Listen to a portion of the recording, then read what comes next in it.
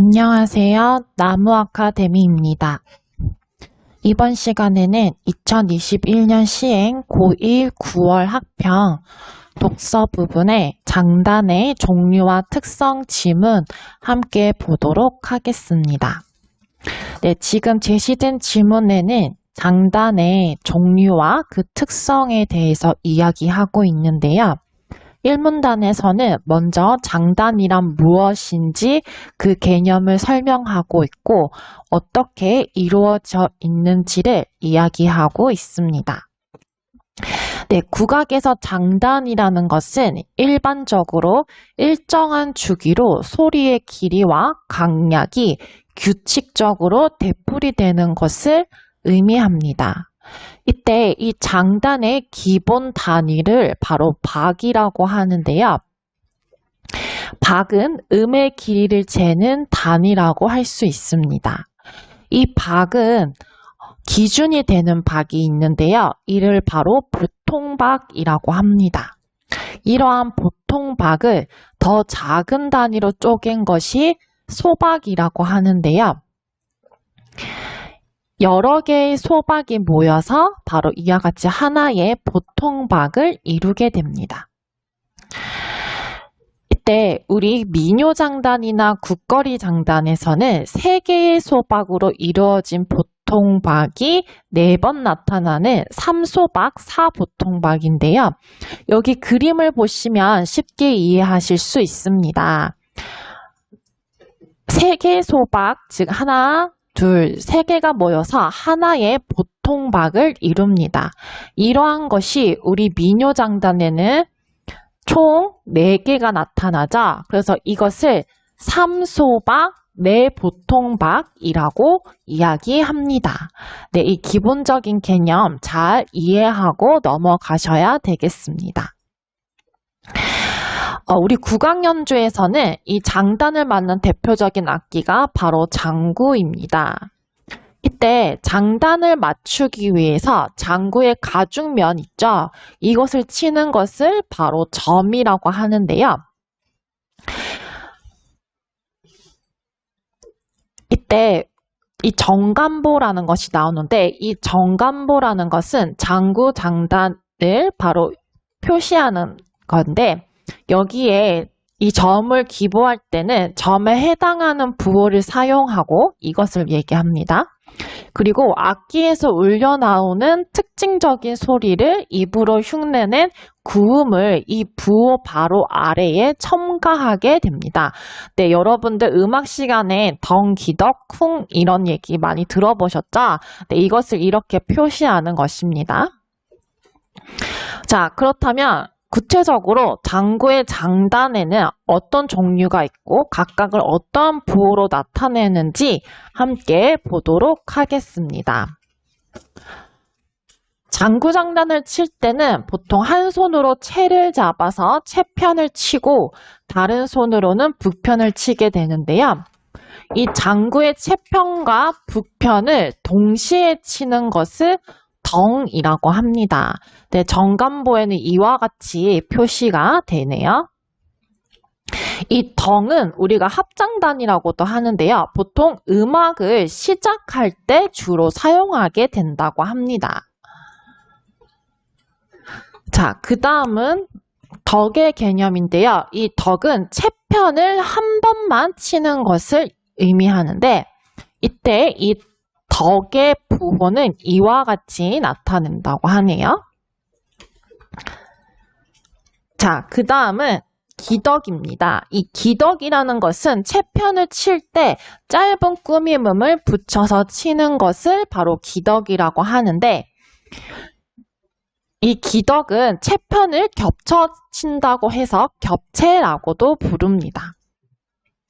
그리고 채의 탄력을 이용하여 채를 굴리며 채편을 치는 것을 더러러러라고 하는데요. 이 더러러의 기호는 이와 같이 나타내네요. 그리고 북편을 치지 않고 채편만 치면 장구의 북편만 칠 때는 쿵이라고 하는데요. 이 쿵은 이와 같이 표시를 합니다. 네. 이 장구장단의 종류에 대해서 묻는 문제도 출제가 되니 잘 기억해 주시기 바랍니다. 자, 그 다음에 우리가 앞서 보았던 정간보에는 점의 길이도 나타낼 수가 있는데요. 보통 한 정간에 점을 나타내는 부호 하나가 있으면 그 점은 한 소박이 됩니다. 그리고 한 정간에 점을 나타내는 부호 하나가 있고 그 다음 정간이 빈칸으로 남아 있으면 이는 바로 두 소박이 된다고 할 수 있습니다. 비어있는 정간은 앞의 소리를 연장한다는 표시인데요. 여기서 예를 들어주고 있습니다. 위에서 보았던 그림 위에서 첫 번째 보통박의 덩은 두 소박, 그리고 기덕은 한 소박이 된다라고 나와 있는데 여기 보시면 덩 뒤에 한 칸이 비어 있죠? 네, 그렇기 때문에 이것은 바로 두 소박이 되는 것입니다.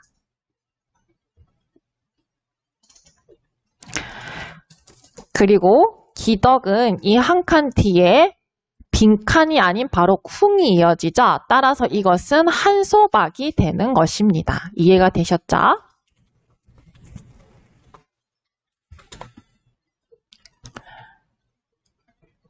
자, 그 다음에는 또한 장단을 칠 때는 기본이 되는 장단을 흐트러지지 않는 범위 내에서 악곡의 흐름이나 연주자의 해석에 따른 변주도 가능한데요.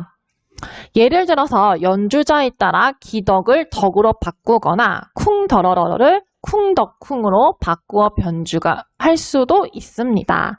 네, 이러한 변주는 악곡의 흐름에 맞게 장단의 변화를 주어서 음악을 더 풍성하게 만드는 역할을 한다고도 합니다. 자, 그 다음 보도록 할게요. 그 다음은 음악의 연주 상황에 따라서 부편을 달리 치는 방법에 대해서 나와 있는데요. 우리가 실외 음악이나 사물놀이처럼 큰 소리를 내야 할 때가 있죠. 이때는 부편을 손으로 치는 대신에 궁체로 치기도 한다고 합니다.